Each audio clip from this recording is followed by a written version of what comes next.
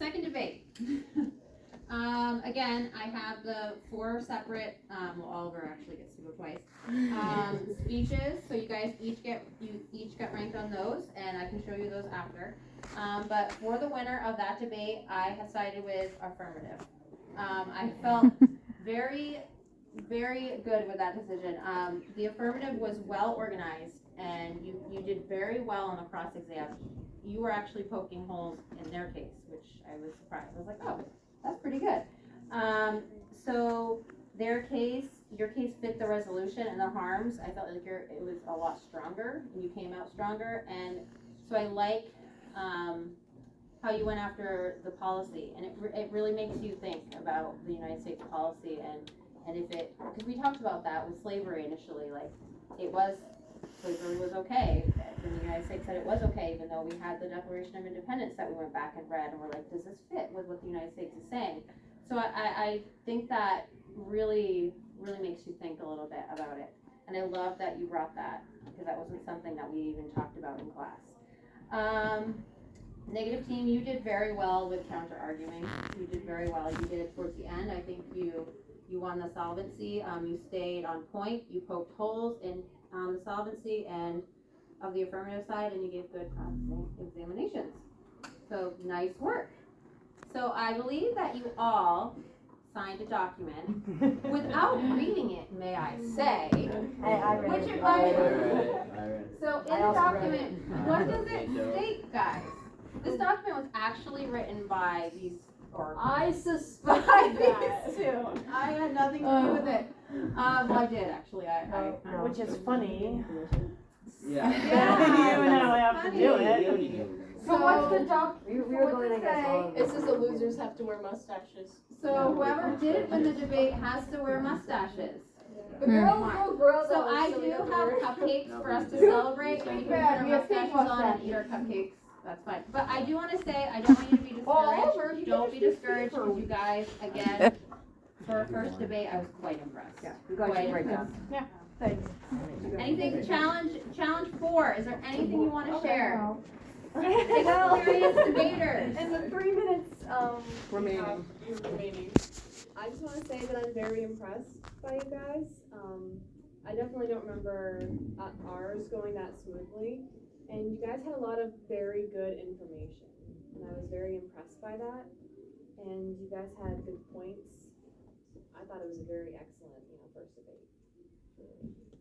Good. Awesome. Thank you. Anything else? You good?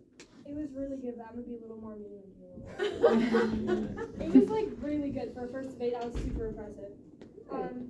The first debate, you guys were like super composed the entire time with your speeches, and you had really good delivery. Yeah, that was really good. You didn't take up as much time as you probably could have. In a debate, you want to use all of the time you're given to argue your argument. Like when Oliver was cut off, that was actually good. That's kind of how you want it to be, because you've spoken, you've taken as much time to argue points as you possibly can. When you are cut off by that, you are allowed to finish the quote. So you could have done that, but you're allowed to finish like your thought. So you guys could have taken more time, but still really good. The second debate, I can't read any of what I wrote. That's right. Nicolas has a 45-minute ride home, so we'll talk. I'm just kidding. You guys did take up all your time, and that was really good. You used pretty much your entire time, including prep time. Great job. You were a little bit more confused when you were looking through stuff, but that's okay. And for everybody, some of you didn't have sources that when you were reading a quote, you want to read a person's name instead of like a .com or something, just because in that cross time, if you say you're like a super, like Oliver did, you did super quick credentials with the name, it takes up less time in your class where you can kind of take over more and kind of argue your own thing. That's it. And an idea that I had for the negatives to open their case is to, appeal to the emotion. I think Oliver did a good job at that. But like opening it with like maybe like the support case of how, someone got murdered, this person is on death penalty, and all of a sudden, they're no longer a death penalty, they're spending the rest of their life in prison. How would you feel as the family of those victims that were killed? Yeah, it's kind of a story.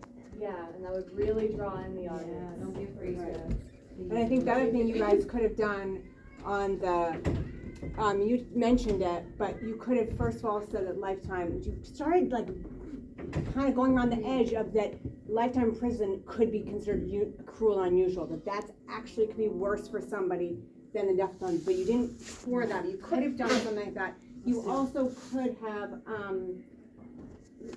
appealed, like you said, to emotion a little bit with going on like the like how, or like escaping. Someone could escape, like in Philadelphia or whenever in Pennsylvania recently. You kind of didn't like where, because another thing was like how dangerous it is in prison to have all these, like you were saying, oh they're not in solitary confinement, they're going to be just around. You could have pinned in on that, and like, oh, so you're going to have all these convicted murder, cruel people like hurting each other in prison? Right. What's happening inside the prison, and is that fair to the other inmates or something like that? You could have just explored some of those things to like emotional, but I thought it was phenomenal for a first debate. It's really Good job. So you guys, we can head downstairs and get our cupcakes. They're in the kitchen. What? Cupcakes.